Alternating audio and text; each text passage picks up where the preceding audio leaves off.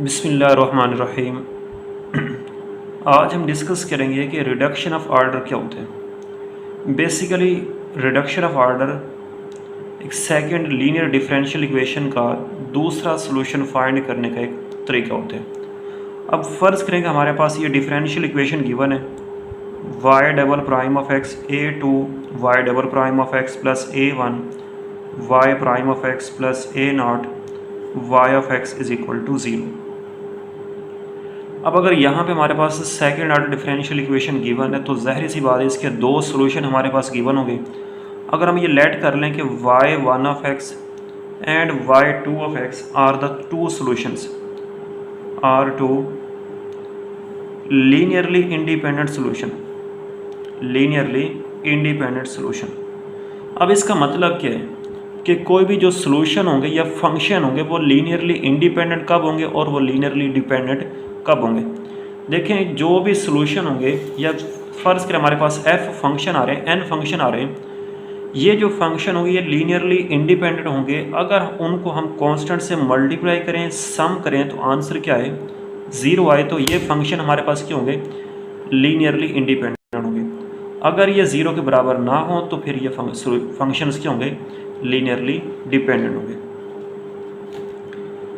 अब हमने ये सपोज कर लिया कि इसके दो सॉल्यूशन आ रहे हैं y1 y2 और ये दोनों सॉल्यूशंस क्या आ रहे हैं लीनियरली इंडिपेंडेंट आ रहे हैं। अब अगर एक सॉल्यूशन मालूम हो दूसरा हमने फाइंड करना हो तो कैसे फाइंड करेंगे।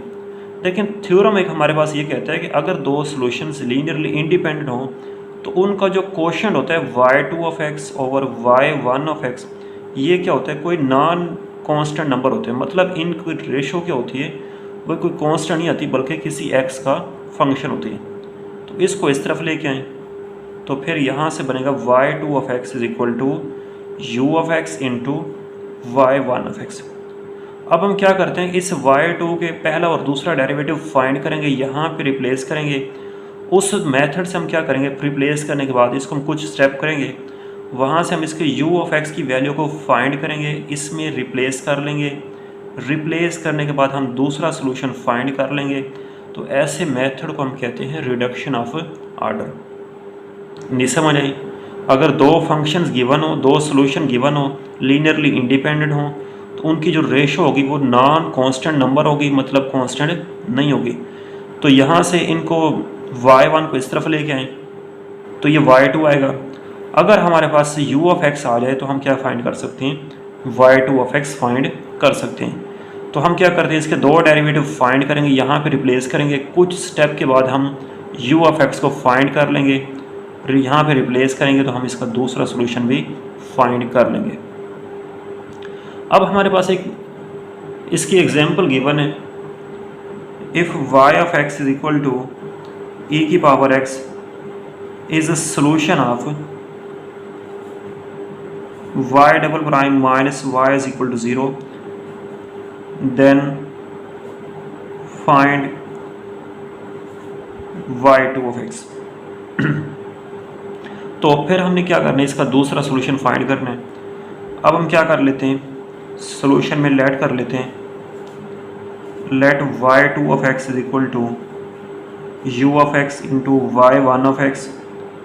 तो फिर ये बराबर होगा y2 of x is equal to y1 हमारे पास आ रहा है e की पावर x, तो फिर ये हमारे पास बराबर होगा u of x into e की पावर x। इसको हम दो दफ़ा डिफ्रेंशिएट करते हैं, y2 prime is equal to, या सिंपल हम y ऑफ x भी लिख सकते हैं या y2 प्राइम लिख लें। तो फिर ये बराबर होगा u प्राइम e की पावर x, प्रोडक्ट रूल यहाँ पे यूज़ करेंगे, प्लस u e की पावर x। फिर इसका दूसरा डेरिवेटिव फाइंड करेंगे u डबल प्राइम e की power x plus u prime e की पावर x। अब इन दो पे यूज़ करें u प्राइम e की power x plus u e की पावर x। अब हम क्या करेंगे इस y प्राइम और y डबल प्राइम की वैल्यू को यहाँ पे रिप्लेस करेंगे और फिर देखते हैं कि आंसर क्या आते हैं। यहाँ पे अगर y डबल प्राइम को रिप्लेस करें तो फिर हमारे पास बनेगा u डबल प्राइम e की power x plus u prime e की power x plus u prime e की power x plus u e की पावर x माइनस y तो हमारे पास है u e की power x is equal to 0। तो यहाँ से आपस में कैंसिल हो गए बाकी जो हमारे पास आ रहे हैं u डबल प्राइम e की पावर x, इन दोनों को जमा करें 2u प्राइम e की power x is equal to 0, e की power x common u double prime plus 2u is equal to 0। अब यहाँ से इसको हम लिख सकते हैं कि e की power x is not equal to 0, u double prime plus 2u is equal to 0। अब हम क्या करेंगे कि यहाँ पे लेट कर लेंगे, सॉरी यहाँ पे 2u प्राइम, अगर हम लेट कर लें कि u prime is equal to w, तो फिर ये u double prime is equal to w prime. तो ये जो हमारे पास डिफरेंशियल इक्वेशन बनेगी w prime plus 2w is equal to 0। अब देखें ये जो हमारे पास इस तरह की डिफरेंशियल इक्वेशन आएगी, इसको क्या कहते हैं, लीनियर डिफरेंशियल इक्वेशन। वो क्यों कहते हैं, क्योंकि ये जो हमारे पास डिफरेंशियल इक्वेशन होती है dy over dx plus p of x into Y of X is equal to q of x। तो ये जो हमारे पास डिफरेंशियल इक्वेशन होती है इसको क्या कहते हैं, लीनियर डिफरेंशियल इक्वेशन। और अगर लीनियर डिफरेंशियल इक्वेशन का इंटीग्रेटिंग फैक्टर फाइंड करना हो तो फार्मूला हमारे पास होता है e की power integration p of x into D x. तो यहाँ से इसका इंटीग्रेटिंग फैक्टर बराबर होगा e की पावर इंटीग्रेशन, ये क्या है p ऑफ x 2dx, तो ये बराबर होगा e की पावर 2x। इसको यहाँ पे मल्टीप्लाई करें e की power 2x w prime plus 2e की power 2x into W is equal to 0। तो फिर इसको हम ऐसे लिख सकते हैं d over D X into e की power 2x w is equal to 0, integrate on both sides, तो फिर ये बनेगा हमारे पास e की power 2x w is equal to c1। अब यहाँ से हम क्या करते हैं कि अच्छा यहाँ से w फाइंड कर लें, w is equal to c1 e की पावर माइनस 2x। अब w को दोबारा रिप्लेस करें, w किसके बराबर था हमारे पास, w is equal to u prime. तो इसको हम लिख सकते हैं u prime is equal to c1 e की पावर माइनस 2x। हमने u ऑफ x फाइंड करना है, तो integrate on both sides, integrate on both sides, तो ये हमारे पास इसकी इंटीग्रेशन कैंसिल, तो ये u of x is equal to c1 e की power minus 2x over minus 2 plus c2। तो इसको हम ऐसे लिख सकते हैं u of x is equal to minus 1/2 e की power minus 2x c1 plus c2। अब ये तो हमने फाइंड कर लिया, क्या फाइंड कर लिया।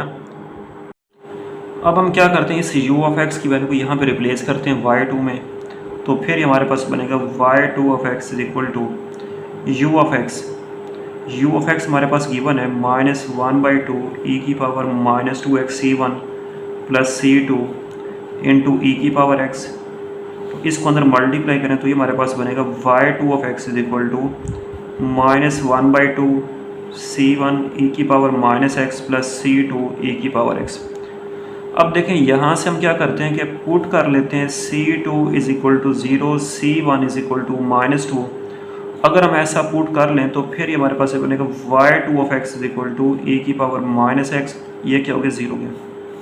अब देखें हमने ऐसा क्यों किया, क्योंकि जो सॉल्यूशंस या फंक्शंस अगर लीनियरली इंडिपेंडेंट आ रहे हैं तो फिर उनका अगर हम रॉन स्केयर लें, अगर ये हमारे पास y1 y2 लीनियरली इंडिपेंडेंट आ रहे हैं तो फिर इनका जो रॉन स्केयर लें y1 y2, फिर ये भी क्या होना चाहिए, नॉट इक्वल टू 0 होना चाहिए। अगर हम ऐसा ये सोल्यूशन ना लें तो उनका रॉन स्केयर लेने से क्या होगा, 0 होगा, जो कि लीनियरली इंडिपेंडेंट नहीं होंगे। लेकिन अगर हम ऐसा कर लें तो इनका अगर रॉन स्केयर लें y1 y2 का, तो फिर ये क्या होंगे, नॉन ज़ीरो होंगे, और ये सोल्यूशंस भी क्या होंगे, लीनियरली इंडिपेंडेंट। तो ये था हमारे पास आज का लेक्चर, जिसमें हमने किसी भी फंक्शंस का सोल्यूशन फाइंड करते हैं बाय रिडक्शन ऑफ ऑर्डर।